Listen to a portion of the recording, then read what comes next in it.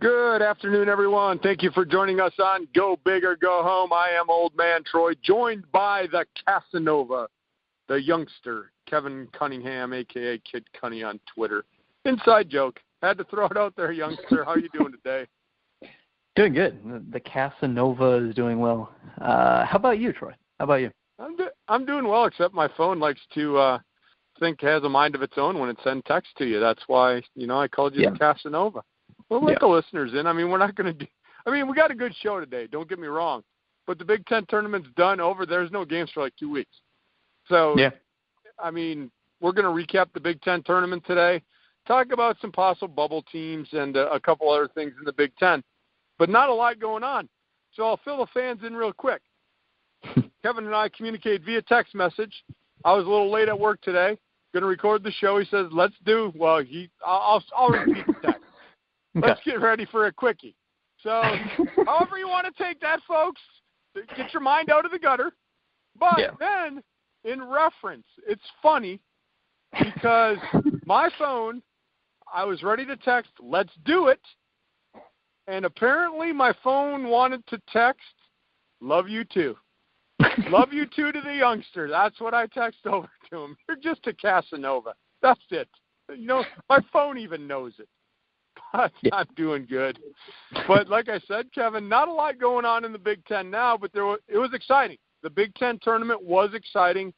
I was way wrong in my picks. Indiana, they pooed the bed early, ruined their chance at the NCAA. I thought they were going to make a little run. But we have some teams that did some stuff in the tournament, some that didn't. I'm going to turn it back over to you, and let's get started. Yeah. I guess before getting into the Big Ten tournament, we can start with the top 25 and the most recent bracketology projected bracket by Joe Lunardi from ESPN. But the top 25, it's actually shaken up quite a bit as far as the Big Ten's concerned, not as far as, new teams, old teams, yada, yada, but the seeding, because obviously the Big Ten had this huge conference tournament with, big implications as far as being able to get big wins for some of these teams, and some did, like Michigan for the second straight year in a row, by winning the whole thing. So they climbed the rankings. And number one, still Virginia. 2, Villanova. 3, Xavier. Michigan State fell down to 4. Duke, I think, lost to Virginia Tech and then beat North Carolina on Saturday or Sunday. I think that was. They stayed at 5. Gonzaga's up at 6, which I still think is too high. But Michigan came up to number 7 after winning the Big Ten tournament. So right now, if you disregard region, if you completely go by S-curve in terms of the number 1 seed is Virginia, the number 1-2 seed is Duke, and so you talk about the worst 2 seed as far as that S-curve is concerned, it goes like a snake so that, the 4th best 1 seed plays the best 2 seed, potentially in the Elite 8. The best 1 seed would play the worst 2 seed. That's never how it works out because, again, the NCAA likes to keep teams close to the region if possible, especially those top seeds. When you're getting to seeds 8, 9, 10, 11, 12, they don't really care about region at that point. But they want to keep Virginia near the southeastern part of the country. They want to keep Arizona, if they're a top seed, near the western part of the country, if they can. Same with Gonzaga. I'm sure Gonzaga, being the number 6 team in the country, will be out west as a number 2 seed as long as, they stay around that spot. But in general, Michigan as the number 7 team, if it stayed like that, could they be a 2 seed? We'll obviously talk about Michigan in the show. But Purdue went down to 10, so you've got Michigan State 4, Michigan 7, Purdue 10. Ohio State didn't win a game. They only fell to 17 in the Big Ten tournament, if I'm not mistaken. Yeah, they didn't win a game. So you've got 4 top 17 teams, I guess just like last week, but 3 top 10 teams, Michigan jumping up to 7. The AP obviously took notice, but you're going to have teams like, say Wichita State win their conference tournament, Tennessee could win their tournament, Texas Tech, North Carolina, and so they could vault Michigan. A week from now when we're doing this show, every conference tournament will be done. The Selection Sunday will have been completed. We'll have the entire NCAA tournament bracket out. So at this point, it's just kind of hypothetical. Oh my God, Michigan, could they get a 2 seed potentially? And if teams ahead of them drop, not to say that they're going to get a 1 seed, but teams like Xavier could lose, teams like Villanova could lose, teams like Duke could lose. So Michigan could stay put if they jump a few teams and a few teams leap over them. I don't know how the selection committee sees them right now, but the AP sees them as a 2 seed as far as just where they are in the rankings. So I thought that was interesting as far as others receiving votes. I see Nebraska is now receiving votes for whatever reason. They also did not win a game in the Big Ten tournament. Now they're receiving votes where they weren't a week ago, unless I just missed their name a week ago. Penn State is nowhere to be found, which we're definitely going to talk about Nebraska and Penn State because those are the only real teams, supposedly on the bubble at this point for the Big Ten. But I guess the rankings, Troy, not that it matters hugely to you, but I guess are you surprised that Michigan jumped all the way to 7, at least according to the AP? Again, this has nothing to do with what the selection committee is doing. They've got their own, set of rankings they have at this point. But according to the AP, Michigan's the 7th best team in the country. Yeah, they certainly played like it, didn't they? Yeah. They certainly played like it. And, I mentioned this maybe a month ago. This team reminds me of last year's team. Just kind of plodding along, getting some wins, getting ready for March. And I'm not saying they're going to make another deep run, but I did send out the tweet. Can they make another deep run with this team? It's almost a mirror image of last year's squad. Names are a little bit different, but the way that they're entering the tournament is almost exactly the way things happened last year for them. Now, the only downside, they've got 2 weeks to wait. Well, not quite 2 weeks, but pretty close. They're probably going to play a Thursday or Friday game. So That's just under 2 weeks.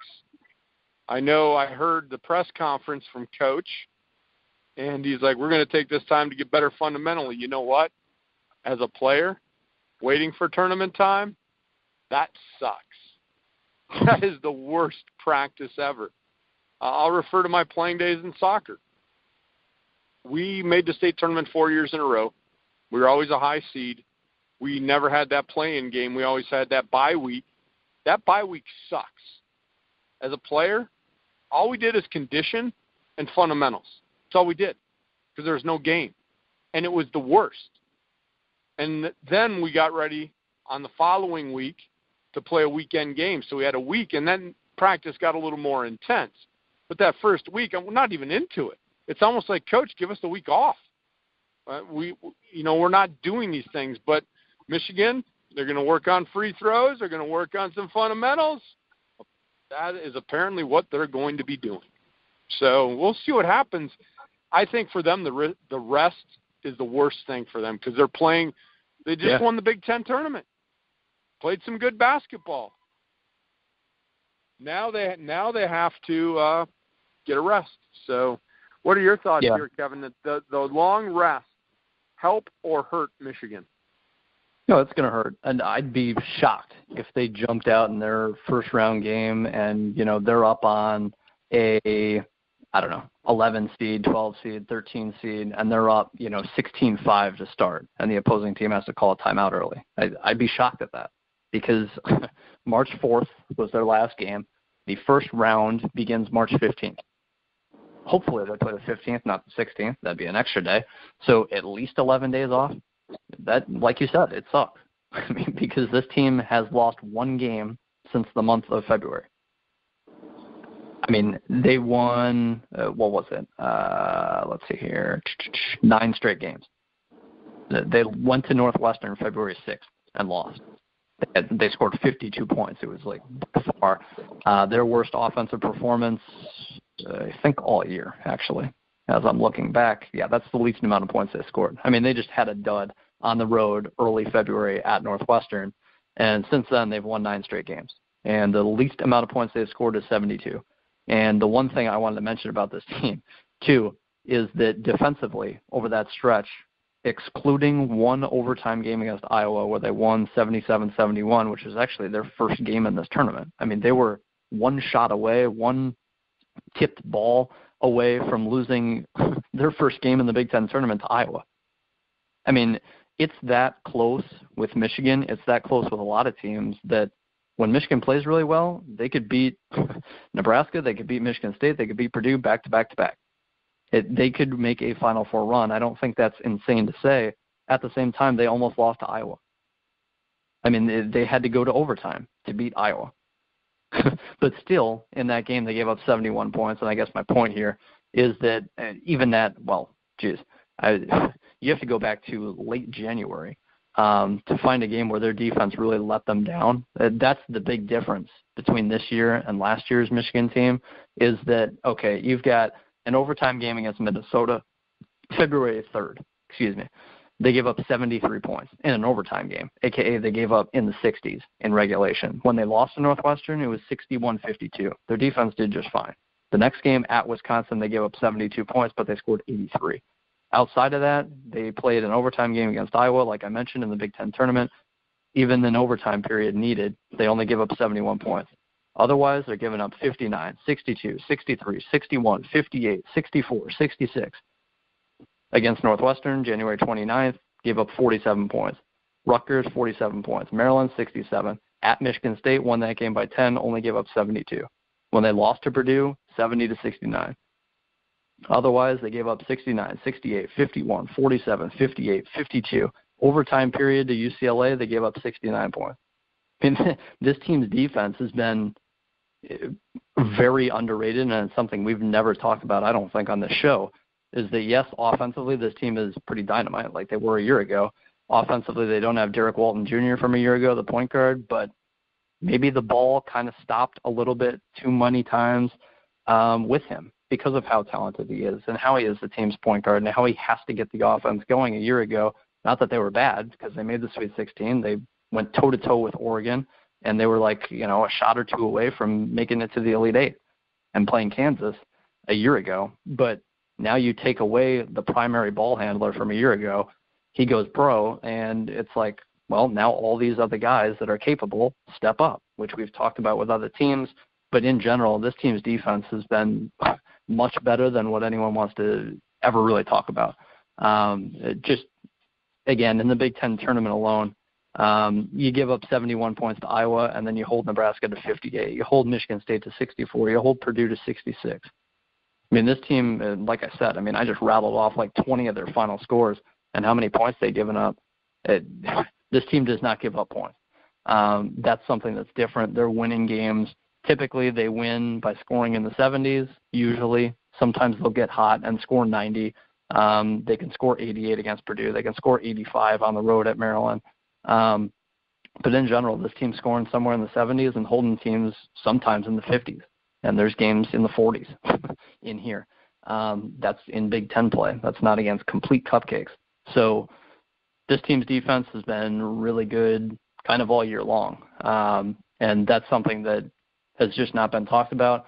So if this team keeps locking down defensively, I think that in terms of having the big layoff, and finally I'll stop talking, but finally having the big layoff, I think it will probably hurt them offensively the first 10 or so minutes of the game in their first round NCAA tournament game. But defensively, as long as they can keep locking up and keep the score close or have a small lead before they open things up once their offense gets it together after not playing a real game for almost a couple weeks, I think Michigan will be just fine, partly because of how they're built. They're not a streaky three-point shooting team, so to say. Offensively, they take a lot of threes, but that's not how they win games. They don't win games 84-78 like they did a year ago. This team wins games 77-64, 72-61. That's how they're winning games this year. It's not in the 80s all the time.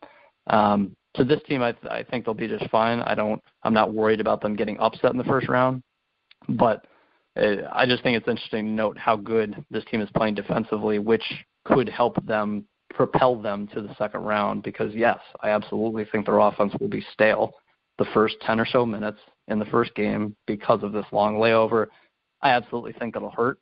I guess to move on, Troy, with this Big Ten tournament, or I guess, there's no Big Ten standings like we always go to, but the Big Ten tournament in general, the final four teams, to me, they're the top four teams in the conference potentially.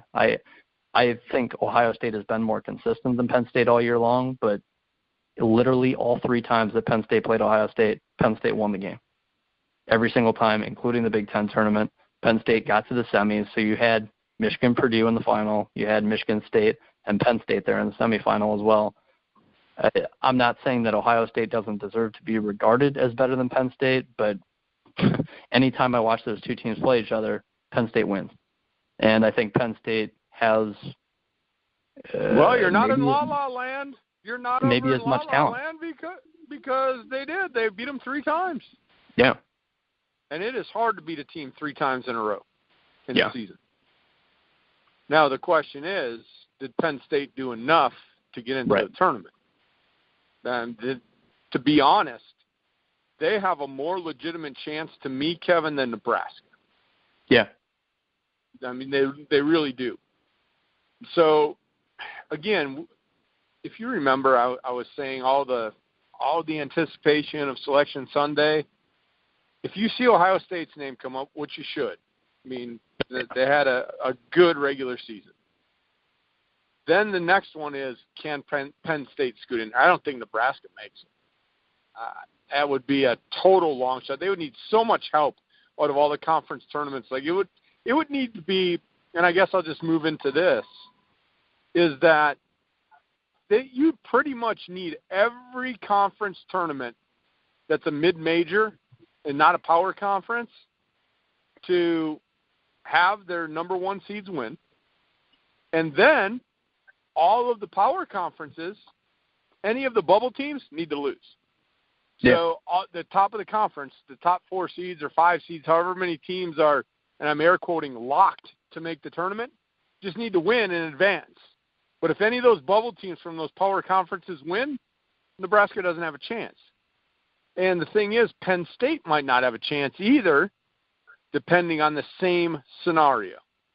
But for Penn State, Nebraska, their best hope to making the tournament is that all of the mid-major number 1 seeds win, and you don't have any surprises like a 4 seed or a 5 seed out of the Continental Conference or whatever conference you want to pick.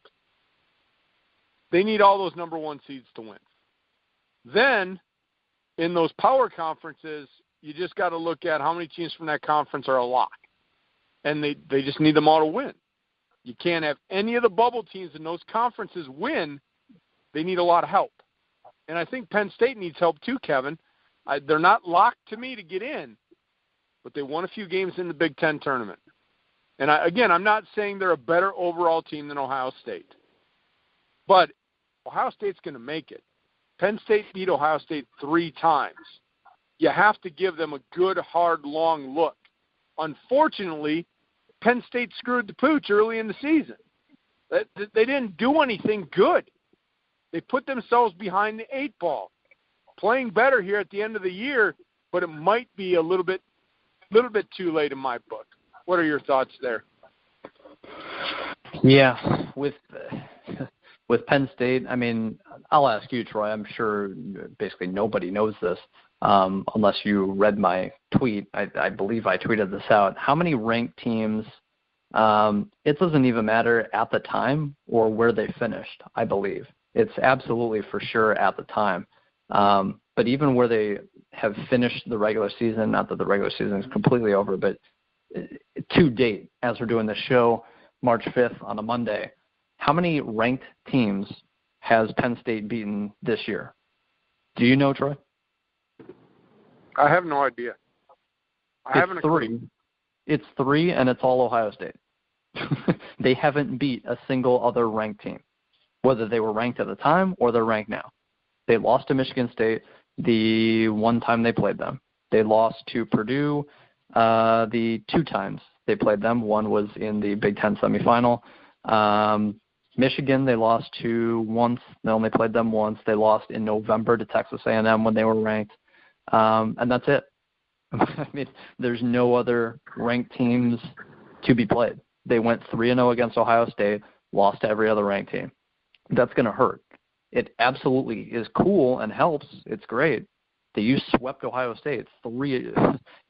Getting 3 wins there. That's all 3 of them are quality wins. Ohio State's easily in the tournament.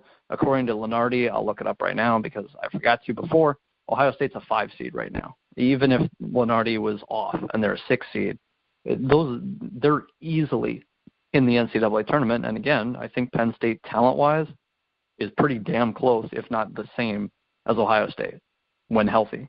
And so that's the other thing with Penn State is they weren't completely healthy, even for this Big Ten tournament where they won a couple games and gave Purdue a run.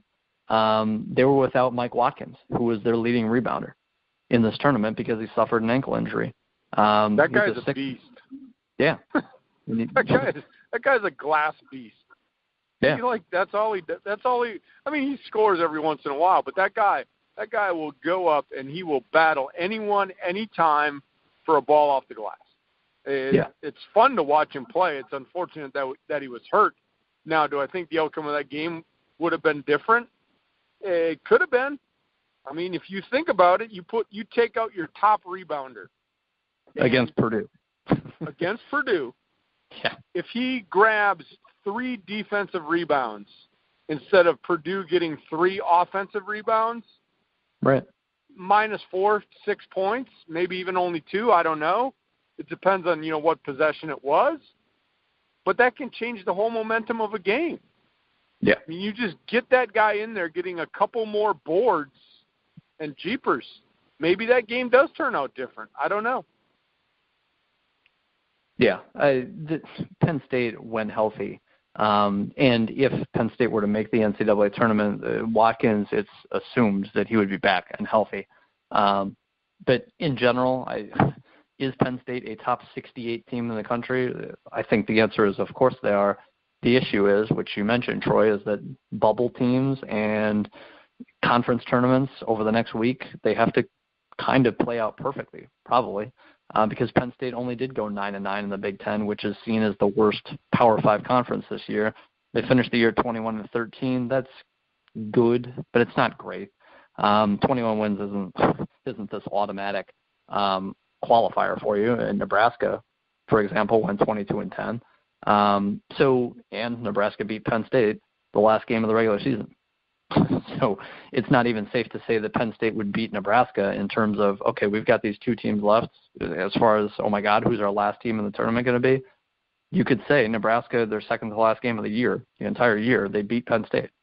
When it still mattered. I mean, it's the final game of the regular season. Both these teams are trying to make the NCAA tournament, and Nebraska won.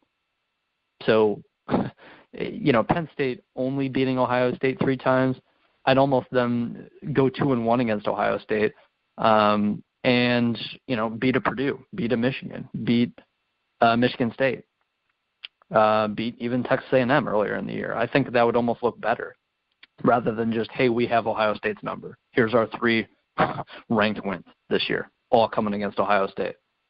I almost think that hurts them more than going 2-1 against Ohio State and pulling off a win against Michigan somewhere, or Purdue, or Michigan State.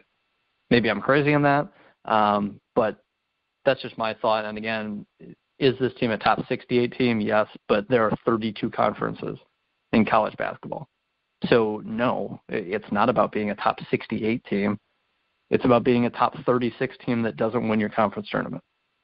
And right now, is Penn State a top 36 team that doesn't win the conference tournament? People like Joe Lunardi, people like Jerry Palm at CBS, they're saying no, which sucks because I would love to see this team in the tournament, especially with Watkins healthy enough to play. I would absolutely pick them to upset their first-round opponent because they would be a double-digit seed for sure. If they were to get in, I would love to see Penn State make the NCAA tournament. I don't think they do. And I guess moving to Nebraska, Troy, I mean, this team, you can say they went on a stretch. They went 6-0 from January 24th to February 13th. Then they lost at Illinois. That was really a killer, in my opinion. That's what I said this team's done, because I figured they wouldn't make a Big Ten tournament run, and that proved to be the case when you run into Michigan. So this team, I mean, they went 8-2 in the last 10 games, but again, how many good victories were in there? There were none, realistically, and you have a loss to Illinois in there. The best win this team had was against Penn State, which might not even make the tournament. So Nebraska, to me, They finished 13-5 in the Big Ten. Unfortunately, scheduling worked out perfectly wrong for them this year in terms of who they had to play twice, who they lost to, who they beat. It's just, I mean, they had a win over Michigan in January, which helps, but in the end, you lost to them by 19 points in your only Big Ten tournament game. That's what you're going to be remembered for. You're going to, when looking at the resume, it's just like, okay, where are the ranked wins here? Because you lost to Michigan State. You beat Minnesota when they were ranked. Obviously, Minnesota's not the team they were perceived to be. So this team doesn't have many ranked wins. They got one over Michigan, but Michigan got them in the end decisively in the Big Ten tournament. So that's almost, you can say they beat Michigan, but in the end, Michigan got them when they needed to emphatically. So to me, Nebraska's out. I don't know about you, Troy. I think you have the same assumption there, and I think we're in agreement that Penn State needs help as well. I would put Penn State in over Nebraska. I don't know about you, but in the end of the day, I think both these teams miss it, and the Big Ten only does have 4 teams in the NCAA tournament. NIT final, Nebraska, Penn State. That'd be cool. Possibly. I know in the NIT, they try to make things region-wise, too, so you could see them in the same region. Right. Maybe not, though, because Nebraska's in the middle of the country, and Penn State's in the east. So, I mean, I just, like I said, for either of them to make the tournament, they didn't do enough early in the season. And this is kind of where for those that listen every week, I'm real happy that everybody plays cupcakes. Real happy that they do that. But this is a situation, Kevin, where they didn't take care of their cupcake schedule. And they didn't get any quality wins. So when you're not going to win the games that you're supposed to win, and you don't pull a few upsets early in the season, you put yourself in a bad situation. Yeah, Nebraska, they had a lot of conference wins. But like you said, the conference schedule was in their favor this year. They didn't have to play Michigan State twice and Michigan. They played a lot of the lower teams, and that's how they accumulated their wins. Overall, what was their record? 23-10, 23-11, something like that? 22-10, yeah. 22-10. The landscape of college basketball has changed, Kevin, and you can correct me if you think I'm wrong. It used to be 20 wins. I think now it's single-digit losses.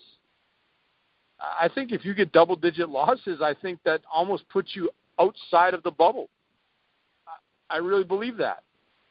I mean, most teams are going to play enough games to accumulate the 20 wins. So I think, when you look at it and you're looking at records, there's going to be some bubble teams with double-digit losses.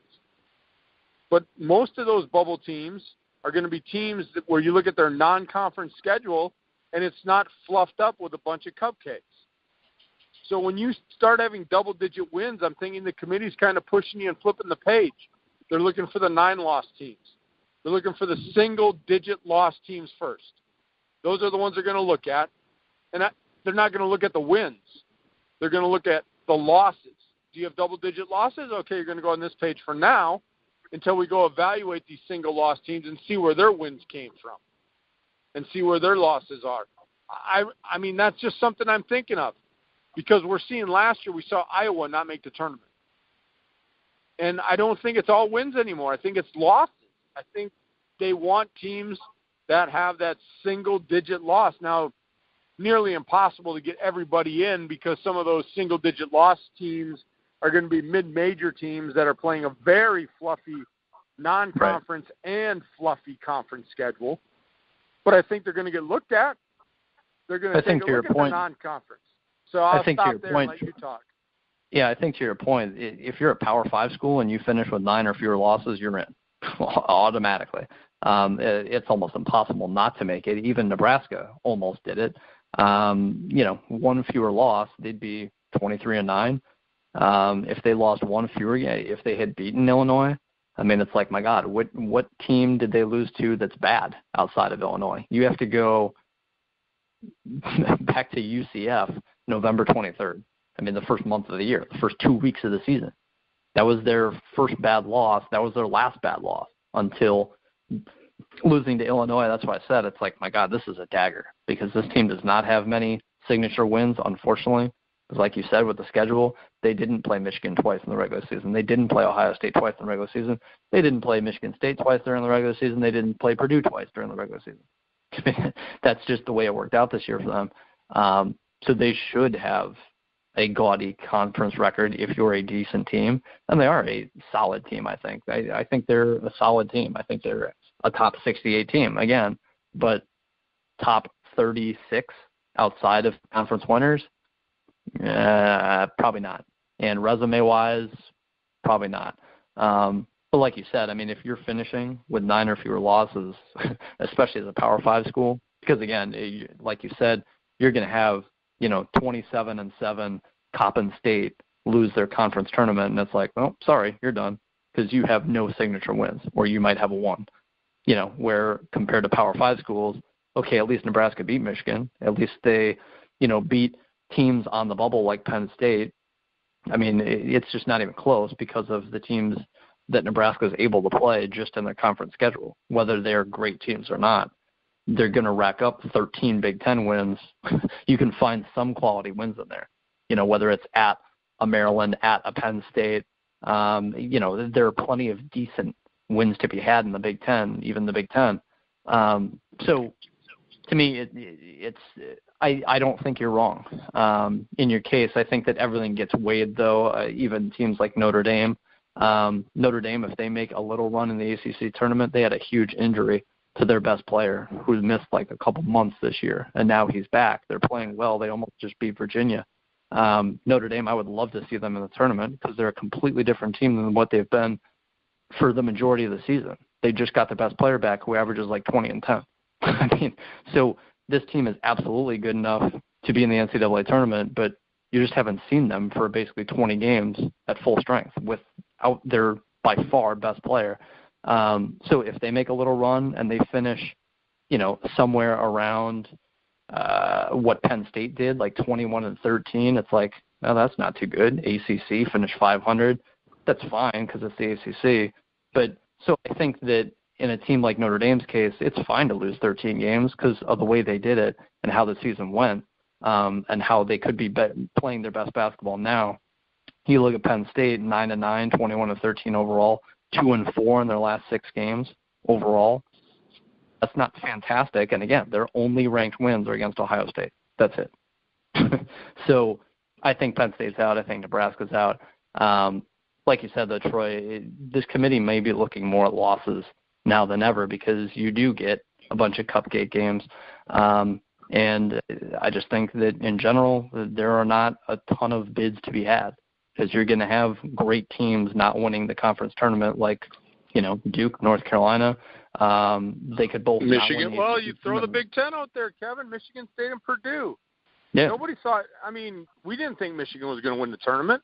You got a good team, but you had Ohio State in there too. So yeah. I know that's more about the ranking side of it than they were all going to make the tournament anyway. But I want to bring up something that you brought up, Coppin State. So, for example, I don't even know if that was fictitiously. I don't know if you gave me the real record, but for example, a team of that caliber, a mid-major team like a Coppin State, Appalachian State, a team that does go 28-7 and is not even anywhere on the radar and maybe finish third in their conference. Well, those type teams are good enough to win that conference tournament. That's what I'm talking about for those folks listening in.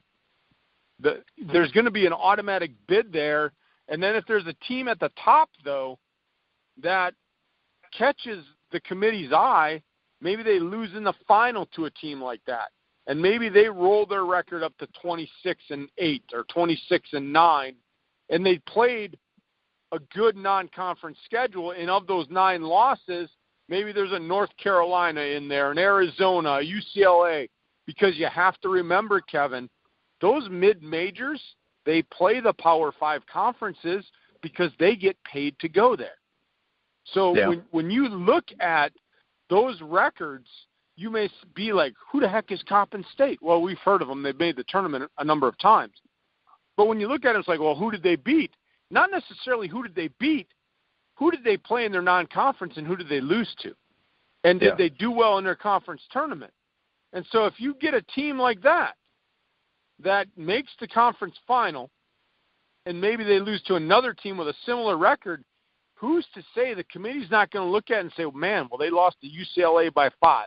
They lost to North Carolina by 6. Maybe we'll give them a roll. Maybe we'll give them a shake because look at Nebraska. They played nobody. And they lost, like you said, they lost to Illinois.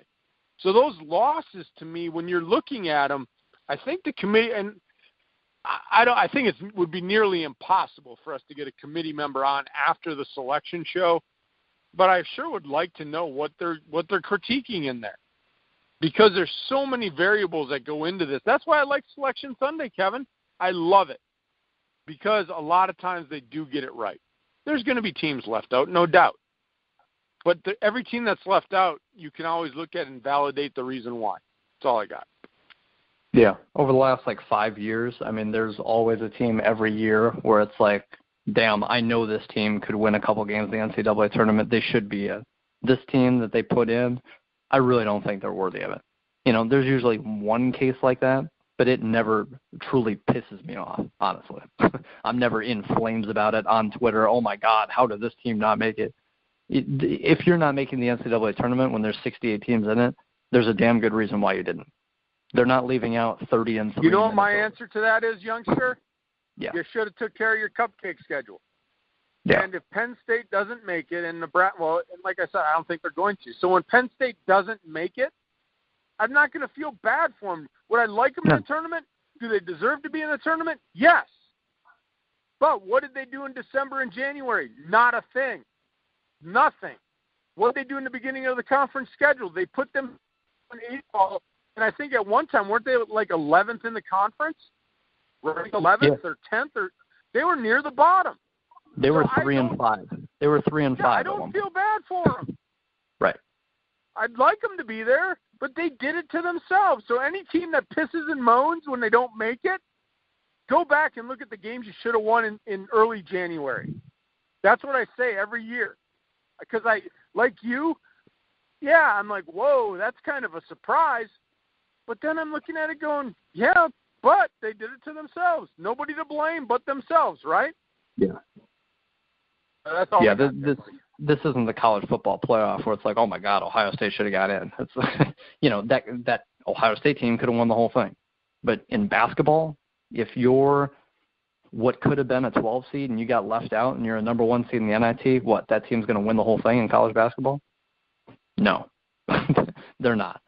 Even the crazy Butlers of the world, they were 5 seeds, 6 seeds, 4 seeds when they went to back-to-back title games. Those weren't 12-seed Butler teams. And whenever you do get a 10-seed, 11-seed making a Final Four, that happens once every 5 years, and they never win the whole thing. I mean, it basically never happens where you have a team that's they're in the playoff, in the play-in game. Oh, look, they won the whole thing. Hey, there's a 12 seed. Oh, look, they're going against number 1 North Carolina in the title game, and they win. That never happens. It never in my lifetime has there been a team completely on the bubble, and they won the whole thing. I mean, I remember Syracuse when they were, I don't even remember what it was. They were a double-digit seed for sure. They might have been an 11, and they made the Final Four, and then they lost. I mean, and that's Syracuse. That's a bubble Syracuse team. That's not bubble, Northwestern, Nebraska. Just honestly, Nebraska's not winning the whole thing. Penn State's not winning the whole thing. I'd love to see them get in. I think they could do some damage, but win the whole thing? No. Even if they got hot and made a Final Four run. I mean, it'd be insane to think, but it happens once every, blue moon where you get a 10 seed, 11 seed, 12 seed in the Final Four. And then they just lose. So because you're that seed for a reason. Not to say that, all 1 seeds are so much better than number 4 seeds, for example, but in general, there's a reason why you're a double-digit seed. And if you miss the NCAA tournament when there's 68 teams in it, there's a reason just to look at Penn State before we move on. They lost to NC State in November. They lost to Wisconsin in December. They lost to Rider in December. That's the big one. They lost to Rider December 22nd. They lost to Maryland. I think they lost to Maryland twice this year. No, they split against Maryland. They lost to Indiana. They lost to someone not that great twice, I thought. But lost to Nebraska when they could have needed a win. Lost to Northwestern, lost to Minnesota in overtime, needed overtime to beat Nebraska, lost to Indiana. So just in general, I mean, this team could have done more. They were 3-5 at one point, 13-8 overall at that point. I mean, they had a huge hill to climb. We talked about it in January. It's like we're only midway through the Big Ten season, but a lot of these teams are in trouble. Northwestern needs a huge run. Penn State needs a huge run if they're actually going to make the NCAA tournament, and they didn't. So none of these teams are on fire as of late. Nebraska didn't make this big tournament run. If they had beaten Michigan, they were almost a lock to be in, according to most people. They just had to win one game in the Big Ten tournament, and they couldn't. They lost by 19. So Iowa took Michigan to overtime. Nebraska lost by 19. So Michigan's not this complete juggernaut who's just throttling everyone. That's going to be the narrative of Michigan going into the tournament. It's like, oh my God, this team's won 8 straight games. Outside of Northwestern, they won 10-1 in the last 11. But at the end of the day, their first game in the Big Ten tournament, they took Iowa to overtime. They almost lost to Iowa. So we would not be talking about Michigan as this unbelievably hot team if it weren't for luckily getting past Iowa. And that's not to say that Michigan didn't outplay Iowa in that game, and Iowa was lucky to push it to overtime. But, again, one tip pass, and it's like, oh, my God, this Michigan team, they've got a couple weeks off. Yeah, they can be dangerous, but, look, they can lose to Iowa. That could be how they're seen. They're not the number 7 team if they lost to Iowa. They'd be hopefully in the top 25. The last thing I guess I want to get to is the seedings from Joe Lunardi. Penn State's still a 2 seed, according to him. Michigan State's down to a 3, which, again, I picked Michigan State to win the whole thing at the start of this year. I said that. You meant Purdue there, right, youngster? You meant Purdue there and not Penn State. Oh, yeah, Purdue. Purdue's a 2 seed. I was going to say, whoa, Lunardi, Penn State, a number 2 seed. My bad. I didn't even realize I said it. Yeah. Purdue. See, yeah, my Purdue. old. I turned the volume up on my hearing aid. Nice, nicely done. Purdue is a 2 seed, according to Joe Lunardi, not Penn State. Purdue a 2 seed, but again, Michigan State a 3. I don't even know right now if I would pick any team to beat Michigan State. I just think Michigan always plays them hard. They even did in the regular season when they weren't on fire, so to say. Michigan State down to a 3. The other teams, Ohio State, I think I saw them as a 6. Let me find them. No, they're a 5, actually. Ohio State's still a 5, according to Lunardi. And then Michigan moved themselves up to a 3, which I think is absolutely believable. I don't know about the AP and saying they're a 2 seed, according to their perfect standing. But Michigan a 3 seed, Michigan State a 3 seed, Purdue a 2, Ohio State a 5. Does any of that surprise you? Is any of that, what are your thoughts on that, Troy, if that were to play out? But again, on next week's show, we'll have the whole bracket in front of us. This is kind of my last talking point of the show. Yeah, and moving forward, I know I haven't talked to you about it, but we might be doing more Big Ten stuff like with the tournament. Might be more shows coming on the gruelingtruth.net. So for those that like our show, just stay tuned to our Twitter, TroyRobert967, at KidCunny, KIDCUNI. With the tournament starting, the youngster and I may be doing a lot more shows than just once a week. I haven't talked to you about it yet, and our schedules are important, so we may or may not be able to make that work. But with all the tournament games going on, we may be throwing a few more episodes out to you. So the seedings, if they came to fruition with Lunardi, I'm still wondering how in the hell Purdue is ahead of Michigan State and Michigan. Right. I'm wondering that. Purdue has not played well in a month, and Michigan is playing very well. I wouldn't even say Michigan's playing the best. Michigan State, before their loss in the Big Ten tournament, Kevin, didn't they win like 12 in a row? It's like 11, 12 in a row. It was something like that. I'll look it up. I told you they were going to figure it out. Izzo's going to figure out his March rotation. That team is primed to play in the tournament right now. You they want to won make them 13 straight. 13 straight 13. games. So I was and their last two losses, Troy, were both to Michigan. I mean, Michigan's just played them, and it's Michigan State. They hate them. So yeah, it's a rivalry game. You throw the records out at that point. It's a rivalry game, and Michigan is a good team. Yeah. But if you want to give Michigan and Michigan State a 2 seed, both of them, or I wouldn't even argue Michigan State 2, Michigan 3. I don't understand how Purdue is a number 2 seed. They got off to that blazing start, so be it. But, man, they haven't played that great in this last month. I just don't understand it. Maybe Lenardi knows something I don't know. But as a fan looking in, I can't see how you put Purdue ahead of Michigan and Michigan State. Maybe the committee won't see it that way. And like you said, Lenardi is sometimes off a spot or two. So maybe Michigan State flips into 2. Yeah, are they deserving of it? I mean, yeah, they lost in the Big Ten tournament, but up to their last 2 losses, which are Michigan, they were playing really good, and they're still a really good team. And you look at it, you could make an argument for Michigan. I look at their record. I wouldn't argue if the committee came out and said, hey, Michigan's a 5. I'd be like, yeah, well, maybe a little low. But I'm not going to sit there and get all up in arms like, oh, my God, Michigan's a 5.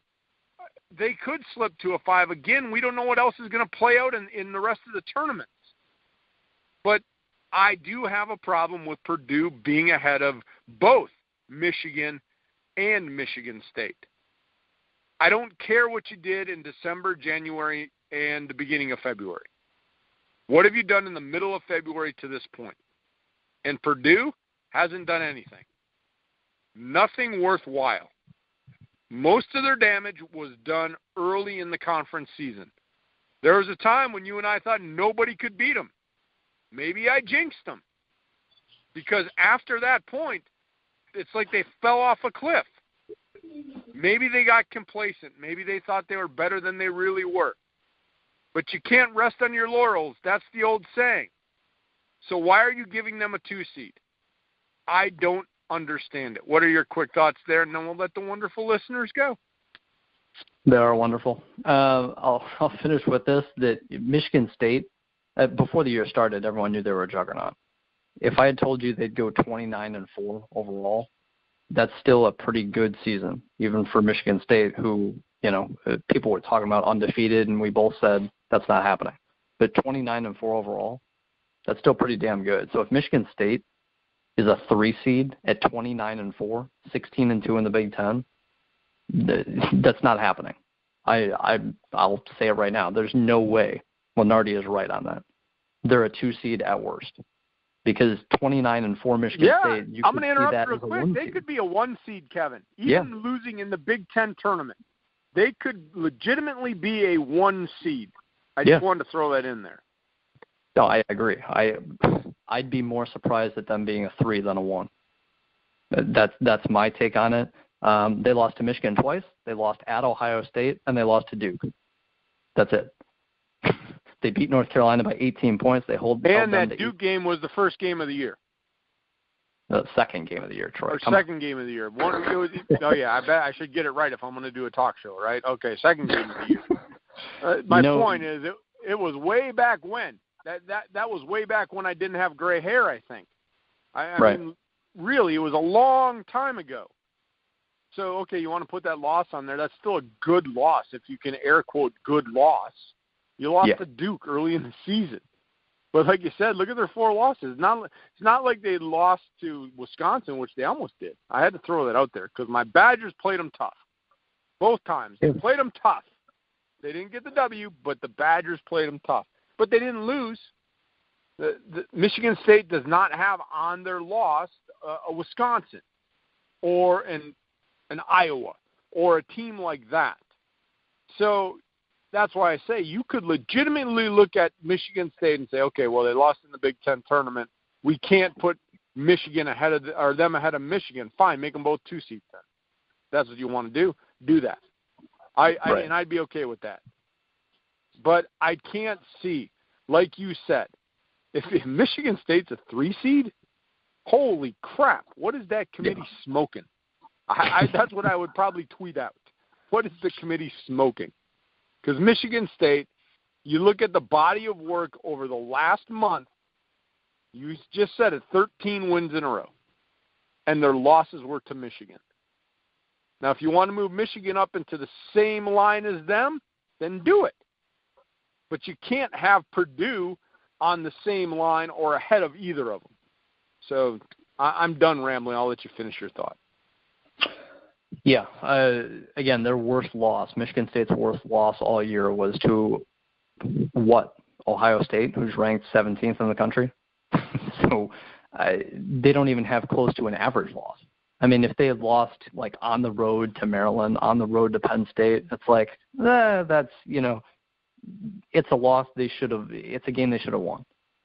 But they don't even have that. I mean, they lost to Ohio State. That's the worst team they lost to. Ohio State finished like, 24-8, something like that. It's number 17 team in the country, a team that could finish as a 5 seed.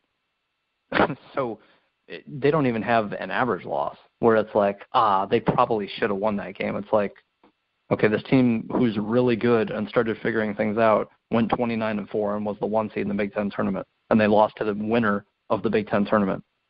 They didn't lose to Nebraska, who still, would be a fine loss, and Nebraska at that point would be a tournament team, but they lost to Michigan, who's, a 3 seed?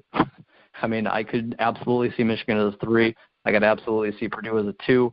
And if you want to put Michigan State on the 2 line, that's fine. But a 3 seed, that'd be crazy to me. I'll say right now, I don't think they're going to be a 3 seed.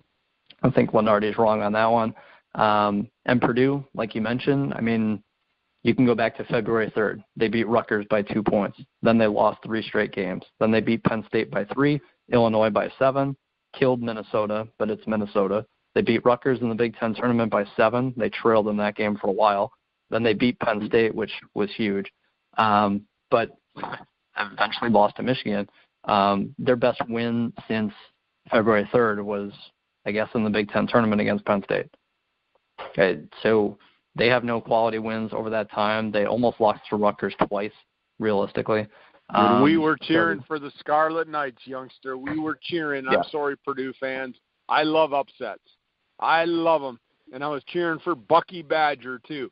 I cheered for all the underdogs. I know this is a Big Ten show. I shouldn't be biased, but I love underdogs. And I'm going to do it in every conference tournament. I know you're a Duke fan, but every time Duke plays somebody, Kevin, I'm cheering for the other team.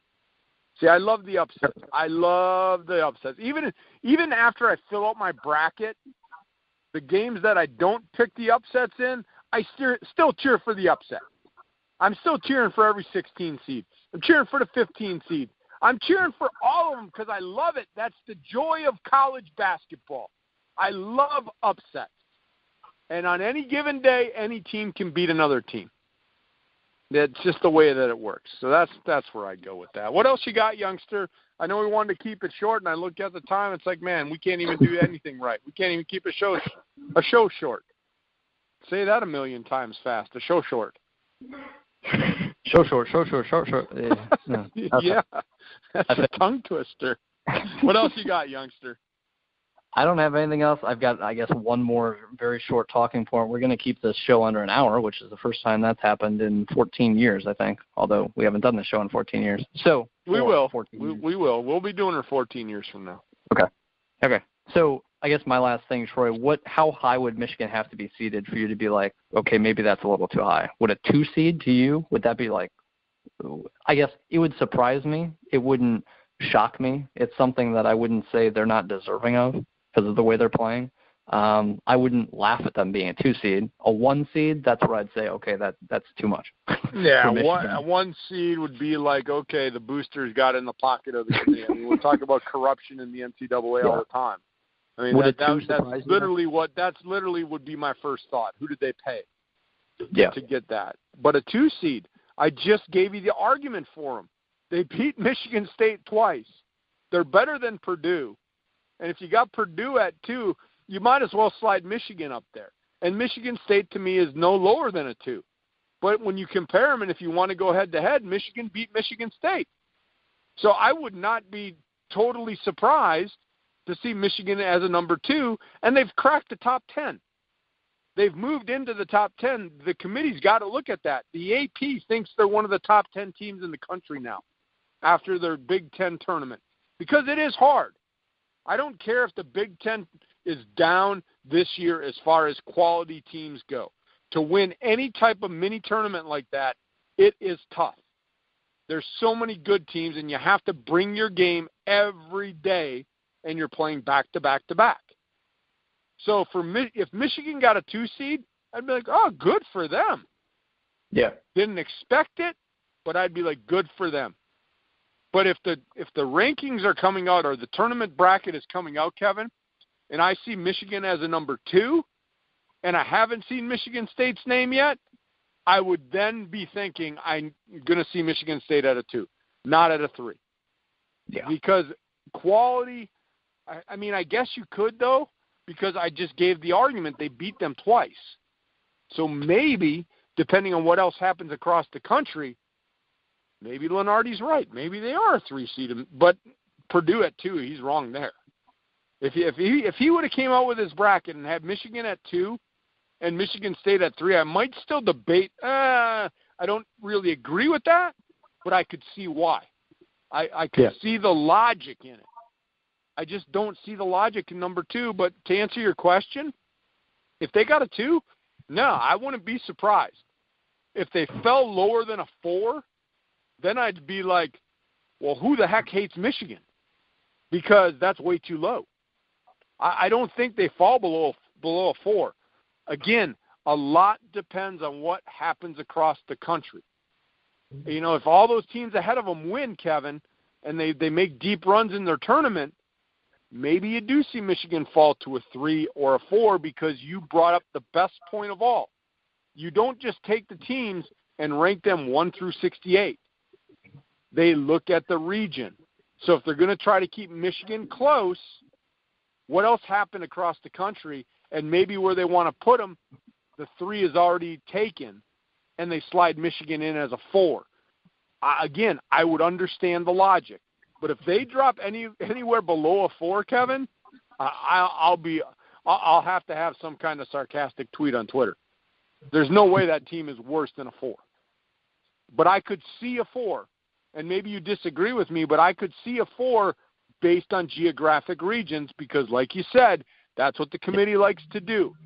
So if they have this idea of where to put Michigan and they're looking at the teams and they're like, we're going to put Michigan here closer to home, we're going to make them a 4, even though we could send them west as a 3, we're going to keep them maybe in the east as a 4. I could see something like that happening based on the way that the committee puts the bracket together. What are your quick thoughts here to close the show? Yeah, I could see them as a 4 based on everything going perfectly wrong. And like you said, wanting to keep them in the Midwest region. They're not being a 4 seed in the East, South, or West, I believe, are the other 3 regions. I think it's is it North? I can't even think right now. East, South, West, and Midwest. That's what it is. East, West, South, Midwest. You're not seeing Michigan. No, you're not off your rocker. There's no North region, youngster. I was like, wait a minute. You're right. You're right. And it's funny because they have South, East, West, right, and then Midwest. What? Just make it the North. Should just made it the North. What are you thinking? But it's the Midwest region. You got to have something different in there. But what are your quick thoughts here, and then you can wrap the show up. My last point is it matters who you beat and who you lose to. Everything, the selection committee looks at everything. They say this every year, that they look at everything, and I believe them. I never have a huge issue. Like I said, there's usually one team I'll disagree with every single year, usually one. But again, I'm not up in arms about it. I'll never go on a hate rant about it ever. But in general, again, it matters who you beat. When you beat them, you know, how you're playing down the stretch, yada, yada. Everything matters. Michigan finished the Big Ten season 13-5. Nebraska finished the Big Ten season 13-5. One could be a 2 seed. One could be out of the tournament completely. That's you want to talk about schedules mattering and schedules not being fair. it's absolutely not fair that Michigan got the amount of opportunities they did against Purdue, playing them 3 times, and Michigan State twice. And, they had a number of scheduling advantages in terms of games they could win. They obviously proved that they could win more games than Nebraska. So I'm not saying it was completely based on schedule, but give Nebraska 2 shots at Michigan State, 2 shots at Purdue, 2 shots at Michigan, 2 shots at, whoever. And they're bound to pull off one upset, are they not? So schedules are not fair. They're not fair in basically any sport. We talked about this in the NBA, how every team should play everyone twice, and that's it, home and away. If it's perfect, and I know the Big Ten has contemplated this, of playing every single conference team twice, 1 home, 1 on the road, bada bing, bada boom, done. And I'd be perfectly fine with it. You would absolutely eliminate a total, complete number of non-conference cupcakes. So that would somewhat hurt in terms of, just everything in college basketball. That's a topic for another day. But yeah, because if you got me going on that, youngster, we'd be here for another half hour. Yeah. So in general, it matters who you beat, when you beat them, when you lose to Illinois, when you don't. That's the difference. Again, Nebraska 13-5 in Big Ten play, Michigan 13-5 in Big Ten play, not counting the Big Ten tournament. So in general, schedules matter. They're not fair. Sports are not fair at all. But at the end of the day, you have to critique these teams as to how you see them, which if Penn State gets in, it's because of the eye test. And if Nebraska gets in, it's absolutely not based on the resume. It's also because of the eye test. Both those teams deserve to be in a field of 68 at the end of the year. But unfortunately, I don't think either of them have it. And I think Michigan, honestly, if they played well enough, I think they could win the whole thing. I don't think I'll even pick them to make the Final Four, but they could win the whole thing. I think that's an option this year. Purdue, I think, could win the whole thing if they caught there. I think Michigan State could win the whole thing. So this time next week, Troy, and you said we might get a couple extra shows in because of March Madness. I'm all for that, especially if they're shorter shows and we just, break it off into little sections. I'm absolutely all for it. But, yeah, 4 Big Ten teams will probably make the NCAA tournament, and 3 of them I think could do huge damage, and Buckeye supporters could think they could make the Final Four probably. I'm not all aboard Ohio State's bandwagon in basketball. But, you've got 4 quality teams in the Big Ten, and 3 of them, in my opinion, could seriously win the whole thing. Sounds like a plan, youngster. What another great show. Thanks for listening in. Make sure you find us on Twitter. Our show handle is @youngsteroldman, all one word. Find us on Twitter. You want to get at Kevin or myself, the youngster is @KidCunny, KIDCUNI. I am Troy Robert, 967, the old man. Thanks for listening in. We appreciate everybody that listens to the show. We'll definitely be back with the Go Big show next week, but we may be back with some March Madness previews and recaps. So make sure you find us on Twitter. Have a good day, everyone.